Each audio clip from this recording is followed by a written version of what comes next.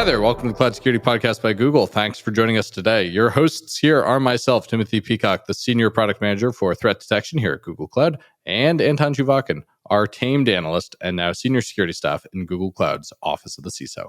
You can find and subscribe to this podcast wherever you get your podcasts, as well as at our website, cloud.withgoogle.com/cloudsecurity/podcast.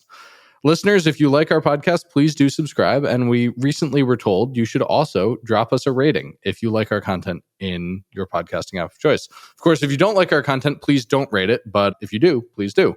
You can follow the show and argue with your hosts on Twitter as well, twitter.com/cloudsecpodcast.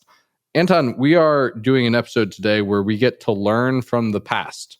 And history does not repeat, but I think this is a case where it does clearly rhyme. What am I talking about? I'm talking about virtualization and that revolution. Correct. We're going to take a time machine to, say, 2008. Oh, boy. When virtualization was really cool. It was like this innovative tech that nobody understood, and it was promising to change how IT is done. Because, hey, those server huggers who literally hugged hardware servers cannot hug servers anymore because virtual machines.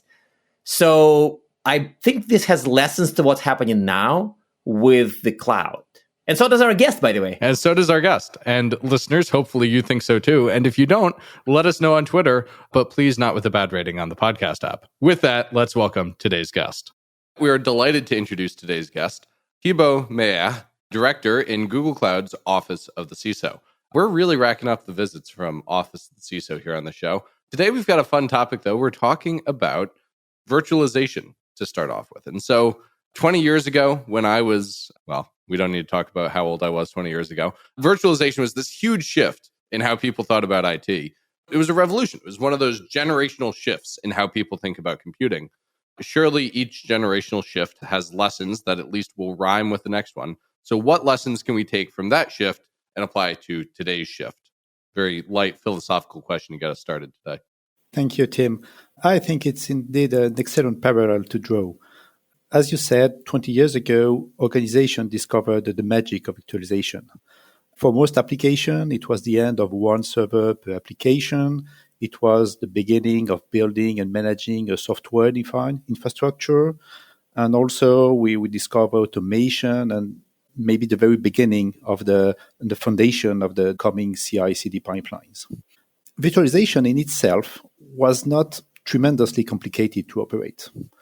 In addition, the budget was not really a big issue, at least not a blocker. There was indeed an initial investment to acquire the storage, the compute capacities, the hypervisor license, but it was usually soon written off. So I think it was not really a technological issue, but the main challenge was to manage the organizational changing in the IT teams. I'm thinking, for instance, about the teams dedicating to racking and stacking, installing all the physical servers, the physical network connection, and so on, or the team installing the operating system on the server. As the virtual machine were instantiated by templates, they were more or less no longer needed. So organization was really an important part and really a key part of the process. So wait, what did those people do? What did organizations go on to do with their guys who used to run cables through data centers and plug them in? Well, first of all, part of the job remained. Mm-hmm. There were still some servers, there was still the OS template to initiate, but they had to evolve, they had to be trained to be able to manage the hypervisor and also all the life cycle of the virtual machine on it. But they were not only dedicated to physical server anymore. So I think we are facing the same challenges today with the cloud. It relies on new technology, but it's important for us to keep in mind that it deeply involves new processes and also a transformation of the organization. I think that made sense. And I've picked from some discussions with customers that they see cloud as their minds jump right away into the migrations and how do I copy the VMs, where are the APIs. It's interesting that I think I'm sensing the parallels where many, even technology leaders' mind goes straight to tech when they migrate to cloud. They say, maybe in their minds, they think of three-legged stool, people process tech, but ultimately they rush to tech. They rush to, migration is about how do I transfer the VMs or how do I rewrite the app. And maybe eventually they get to other things, but not immediately. So how do we balance the whole rush to deal with technical issues, back in the day, virtualization, now cloud, and the new processes? Because, of course, cloud comes with its own magical process stack, agile in case of Google SRE and other things. So how do we balance this? Yeah, well, I think you said the right word, the magic of the cloud. And for most people, this magic is, first of all, the technology changes. The scalability, well, I'm sure our listeners know very well about it, but scalability, the software-defined infrastructure, automation in building, testing, deploying, managing compliance as a code also with guardrails for developer, enhanced security, distributed security. So that's really the magic of the cloud. However, I do believe that successful adoption of the cloud relies in the ability of the organization to adapt themselves. And what I mean by successful adoption is really to gain all the benefits of the cloud we just talked about, not simply consider the cloud as another data center, not simply having a virtual machine running on a cloud infrastructure, but really taking the benefits of what we said about scalability, security, automation. And for that, maybe the key point is to, yes, need to acquire the skills. You talked about that. And also to train the staff and to adapt the processes. So I want to pick on the successful adoption concept for a second. It kind of sounds like you might never successfully adopt cloud if the bar is you get all the benefits of cloud. Because you think about clouds are not these static things. We're releasing new stuff all the time and always pushing to new levels of abstraction. So am I being maybe too pessimistic in imagining some ever-moving goalpost of cloud adoption? Or is that actually kind of the journey that organizations are on? And the nature of technology for a company is you just can't stay still and you always have to be improving. Maybe that's a good thing, actually. Yeah, I think you're not pessimistic, you're optimistic. It will indeed be a never-ending story and a journey, a continuous journey because of the evolution, of the improvements. So when I said successful adoption, I mean really taking the benefits. I'm not saying that it is a pass or fail thresholds to be successful or not in the cloud, but it's really a change of mindset and not to try to reproduce the exact same infrastructure or the exact same security you have with your on-prem infrastructure, but to thinking differently. So I really like this. But it's hard. This whole human stuff is so hard for so many even IT leaders, right? And it's kind of a contradiction in terms. If you're an IT leader, you are kind of a leader of people, but you're also an IT, which means you like computers more than people. I'm sorry, I'm rambling. I don't know if it means they like computers more than people. It might certainly be stereotyped that way. Okay, fine. Okay, in this case, you're right. Maybe I'm stereotyping. But let's pick at this. This is a great theme. Let's pick at this. How do people successfully lead the people side of the change? Because sure, it's one thing to be like, okay, we're going to use this technology, we're going to use this process, but how do you get the people moved around? How do you say to that person who ran cables, now you're going to run hypervisors? How do you make that happen? Well, I think two key points, in my opinion. The first one is to train your staff. As you said, it's an ongoing evolution. Technology is going on. So it's important to maintain the technical level of your staff. And that includes also the new technology. And it also means to convince them that they will not lose their job, but their job will evolve and it will be at least as interesting as the one they had before. I'm pretty sure that if you talk about someone who did install network cable and then used to manage virtual switch on an hypervisor, he would probably love this evolution. Oh, yeah. You get way less sweaty running cable that way, right? Exactly. But its cultural change seems bigger this time, though. Like, I think that I get the whole lessons from virtualization angle. Of course, that's hugely useful, but is this revolution more revolutionary, Thibaut? Do you think that this revolution is more revolutionary or not? Because I haven't truly lived through the previous one. So just curious. Well, I do think so. I do think it's indeed a greater change, mostly because virtualization involves servers.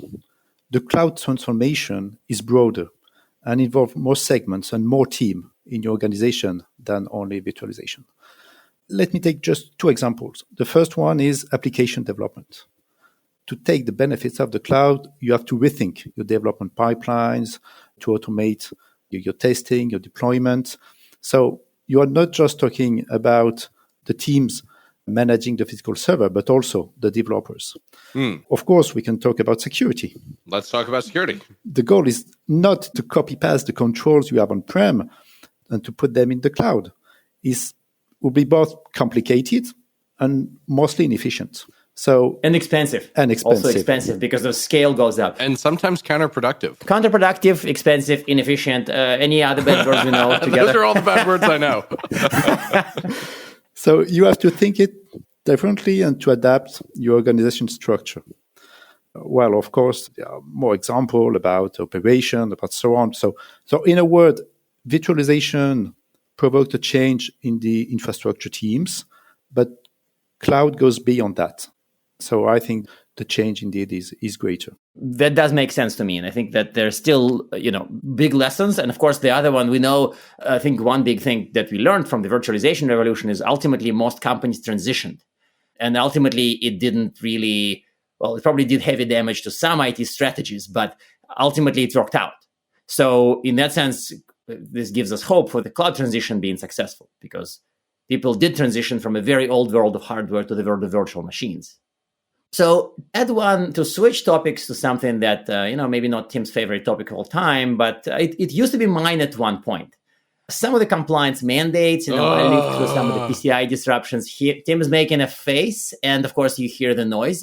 Yes, PCI compliance, for example, was disrupted by virtualization. The council has to write documents that kind of explain how this whole thing is supposed to work. Many QSA assessors who are not supposed to be called auditors were super lost a little bit. Like, is virtual separation between servers PCI compliant or in line with PCI requirements? I remember these questions being truly fascinating 10 plus years ago. So what do we expect to happen? Maybe that's too broad. Today, compliance is kind of disrupted by some of the cloud transitions. And of course, maybe there are compliance lessons we can draw from the previous revolution. So care to shed any light on this, Thibault? Yeah, sure. First of all, indeed, regulators and supervisors are closely looking at cloud services. As customers are putting more and more critical workloads into the cloud, that raises growing attention from the supervisors. For instance, to talk about an example I know well, in the financial sector in Europe, the supervision authorities first focus their attention on cloud service provider and then broaden the guidelines and the requirements to other providers beyond the cloud. So I think, again, we can see similarities between what happened with virtualization and what is happening today with the cloud. Regarding virtualization, regulators and supervisors tended at first to focus only on the risk. They considered the hypervisor just as an additional layer of malware. software. Hypervisor is malware. Almost. This additional layer of software with potential vulnerabilities and with new threats that did not exist with physical servers. You talked about the ability for an attacker to bypass a protection and to jump from one virtual machine to another. That does not exist with physical server. And, they were right. At least part of their reflection was good. It was a new threat model. And indeed, it involved the vulnerabilities in the hypervisor. But it was not only that. Sometimes they seem to forget about all the benefits of virtualization. And that includes security. Security benefits. For instance, the server cartography, which was built in the hypervisor, the ability to patch in an easier way with the snapshots and the rollbacks, the improvement of disaster recovery with the mechanisms also existing in the hypervisor. So in most situations, the benefit-risk ratio is clearly in favor of virtualization. And I think we are living the same thing today with the cloud. Of course, there are some risks with a provider, with a third party, like with any outsourcing. You have another organization in your equation, so you have to take that into account. You have to be aware about the loss of skills in your internal teams. You have to integrate the provider in your disaster recovery plan, in your incident response, in your compliance strategy. Maybe you have to prepare an exit strategy in case. But with the cloud, I think that regulators and supervisors are even more unsettled and confused. Aren't they always? Not with mainframes, I'm sure.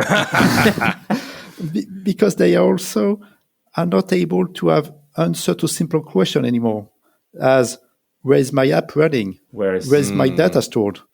And you cannot show them the exact server with the exact disk where the critical data is. So they kind of lost this physical relationship with the IT system. I could see that being scary. That is unsettling. I mean, that's legit unsettling if you lived through that for 30 years, 40 years, and suddenly that's like gone by magic. I have compassion maybe a little bit. Yeah, I could see that being disturbing. I guess in my mind, I kind of grew up with things that way. So it's not so disturbing. So we changed their minds once. What can we learn from that to changing their minds this time? How do we help them? Well, I think it starts with education and explaining them the way security is built in the cloud, all the possible security controls available to the customer. And, well, it's quite a natural posture. It's the apprehension of the unknown. So it's important for us to explain how it works. And, well, I see mainly three things. First of all is thanks to the secure layer to show them the security level achieved by, for instance, Google Cloud, for instance, which is way higher than what a single customer can do on his own regarding the security measures and also maintaining this high level in the time regarding disaster recovery, the incident response, or the whole chain of security. We have to explain it how a cloud provider can enhance and improve the overall security level of a customer. Then we also have to, because compliance will never be the cloud service provider's only responsibilities. The responsibility of compliance will remain to the customer. So we also have to explain to the supervisor and regulator that the customers have access to several security controls to enable them to be completely compliant with the regulatory requirements and frameworks. And lastly, I think that they have to be convinced that cloud means, first of all, a maturity growth regarding information system, more agile, more secure, a real evolution, and also access to new technologies, AI, ML, in a way that is far quicker than if they remain on-prem. So with that, they are also able to solve problems and mitigate risks beyond the only security risks we talked about. Like resilience, reliability type stuff, you're describing cloud improving on many risk postures, not just cyber risk posture, right? Yes, and even on the business risk. I'm talking about AML and the anti-money laundering or anti-fraud in the financial sector, for instance, yes, which can be mitigated thanks to cloud technologies. So we definitely have to continue our engagement with regulator and supervisor by many ways. This podcast is a way, blog articles, direct discussion. It's definitely a path we should continue to follow.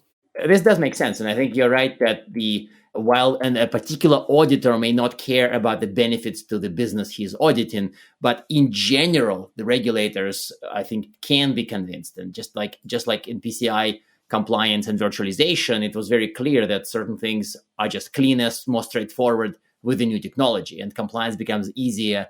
And then, of course, the argument about other risks. I like that, and I think it takes work. I mean, it is not magic in this case. It's a bunch of sometimes painful conversations with customers and regulators, and sometimes with customers and regulators in the same room. But ultimately, the road is at least somewhat clear. I think that's the main lesson, maybe. Okay, so this is a kind of a self-serving question, maybe. Of course, Google Cloud customers are transitioning, going the same journey. Some of them lived through virtualization revolution. Some of them are not. Some of them are cloud natives. They were born in the world when virtualization was kind of old technology. So what can a Google Cloud customer do if they feel lost in this transformation strategy while moving to the cloud? Yeah, well, first of all, that's a totally legitimate feeling. It can be indeed a little bit unsettling to build a new cybersecurity strategy in your migration to the cloud. That's really the core mission of the team office of the CISO, to be engaged with our customer and to help them to build the security roadmap and to help them in the transformation if they need to. This is really part of Google Cloud share fate model. We do not just provide an infrastructure to a client, but we are really engaged with them and help them in lots of different issues, and in particular in the transformation strategy. Of course, it can be on high global level, but we can also help them on specific topic. Well, of course, when I'm talking with you guys, the first I'm thinking about is security operation, all about the SOC transformation, and that includes organizational transformation, or it can be more specifically about incident response. So how do I handle my compliance? How do I handle my control in this journey to the cloud? So if any of our customers have this feeling and needs our engagement, it's very easy. They just need to talk about that with the account team, which will reach out to us, and together we will work on that. Amazing. So we're at the point where we have to ask the traditional closing questions. Do you have a piece of recommended reading? And it could be something about the topic or totally out of left field. And one tip from the virtual revolution useful for the cloud transition. Well, I will start with the second part of the question. One tip really from the virtualization revolution is think about your people first, and then the processes and the technology will follow. But it's really the key issue. Wasn't there a memorable acronym you used? Sorry for giving this hint, but I really like it myself. No, yeah, you're totally right. One of my colleagues in the meeting said a wonderful sentence. You have to think hoot and not to. And it's thinking first about organization and lastly about technology. The other part of the question was a recommended reading. Well, of course, I would start with Google Cloud blogs, articles, wonderful mine of information on lots of topics, either very technical and deep dive in several points, but also on organizational, on the roadmap and how to build your strategy. Perfect. Thank you very much, Thibaut. This was really useful, and I love how you structured the answers. So thank you very much for being on the podcast. Thank you for having me. And now we are at time. Thank you very much for listening and, of course, for subscribing. You can find this podcast at Google Podcasts, Apple Podcasts, Spotify, or wherever else you get your podcasts. Also, you can find us at our website, cloud.withgoogle.com/cloudsecurity/podcast. Please subscribe so that you don't miss episodes. You can follow us on Twitter, twitter.com/cloudsecpodcast. Your hosts are also on Twitter at Anton_Chuvakian and _Team Pico. Tweet at us, email us, argue with us, and if you like or hate what we hear, we can invite you to the next episode. See you on the next Cloud Security Podcast episode.